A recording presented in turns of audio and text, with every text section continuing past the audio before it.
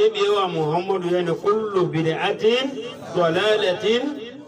hadith mun yani wa kullu dalalatin fi an-nar kullu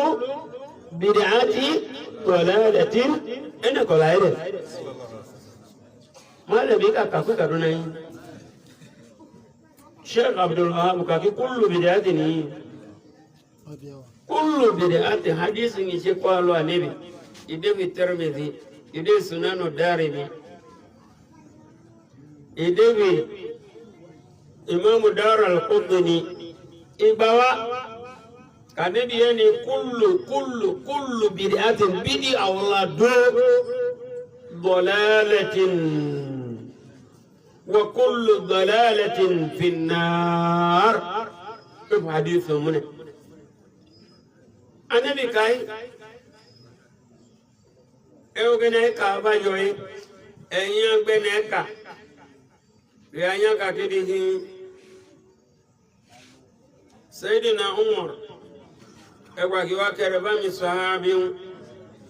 wa kereba mi sahabi anabi ba mi tabi ma ye masalasi mbegi ashi karatu ngane kelo nganabi lik ma yacho Sayyidina Umar lik ma yacho afdadan ushaushe bishe lujo emi acho ema yo machi bishe wajoka bishe na meta jo emi bishe na meji Sayyidina Umar yani aile kuma mubo kuda makishi mamu keta liji manu ingmi Ubay ibn Ka'b wa Tamimun ad-Dari ali da bobole Ubay ibn Ka'b ya ali da bokalo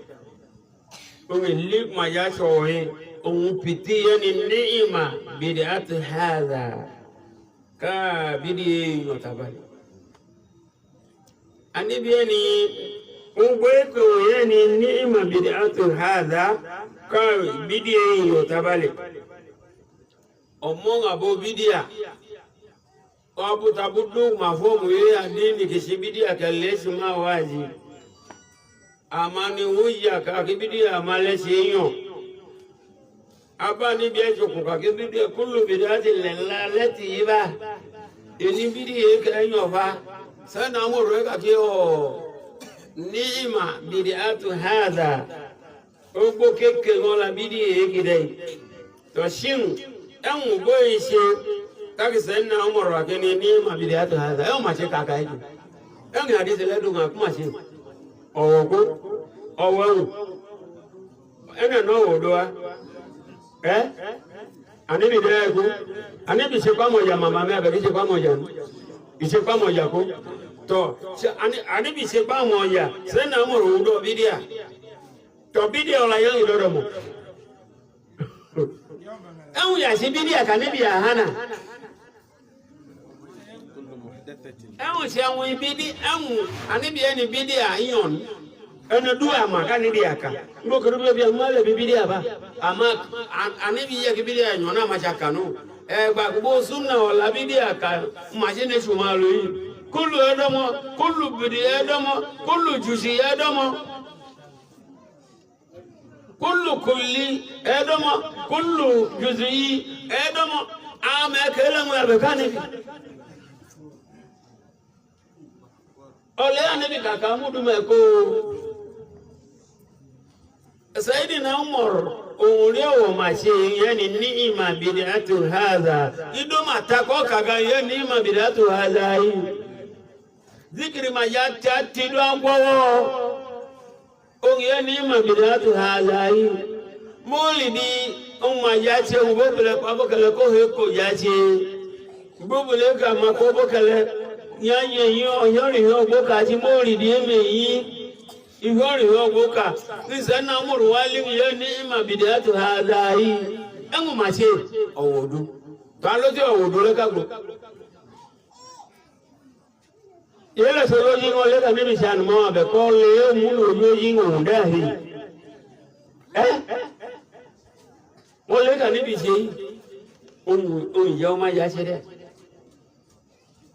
eni ne kidu pe ka te abayo se akito ola bidi enwu ya ngodo ori ti to ni bidi ase on kan bi makan ichen ma sa che yamani ngunu donc si bidia taarifu bidia de definition bidia kwa lumale bi sunna de donc anibi ma che yamana nebi iya ka kuma chen engele mudwa hadini on si bidia yi o ma che ngai sanna moriya ni ni'mal bidiatu hadha to ima se yamana nebi ase kaka tola nyene to baki no la bidia sanna moro mini abedu maya yuzu bidia Sayyidina Umar ang Sayyidina Umar ya gudo bidia ola bidia yang yamin ije cha kini to bidia literal meaning domo bidia literal meaning siya ngure en wingi mande ko yala ni ma hata yungi ni sini sire mda siya kidomo ko bani bini amani mda domo ko yala idomo ko ba Sayyidina Abubakar idomo ko gbe yoru do Sayyidina Umar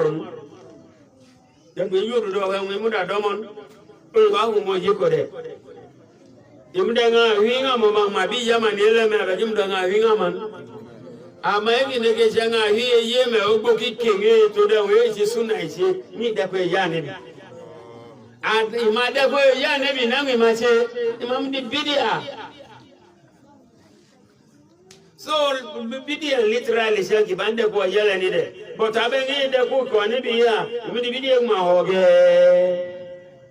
o ai mi ko ya ne mi wallahi na me bidia ki si sunna kama si tingini Siange mudua ejo momo ya gbagba na kiyo eni se ye ma ba yo yi bidia ni se ye mata mamda etengwa tunga ne bi mda ne o yele eye me si bidia ma sunna ni se en se na mora ka ere but be no la do ise ne o ajo se ile ko ma kuri mi al kale kade barakallahu fikum wa jazakumullahu khairan wassalamu alaikum wa rahmatullahi wa barakatuh